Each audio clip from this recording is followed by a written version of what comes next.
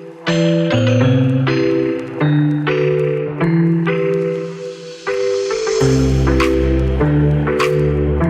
और success story लेके हमारे हमारे क्लाइंट मिस्टर मोहम्मद रोबल जी की, जो कि बांग्लादेश से हैं और जिनके टर्की के वीजा अप्रूवल आ गया है विद इन 1 वीक। सर अपना एक्सपीरियंस आप शेयर कर सकते हैं? आप बांग्लादेश। हाँ, শিওর।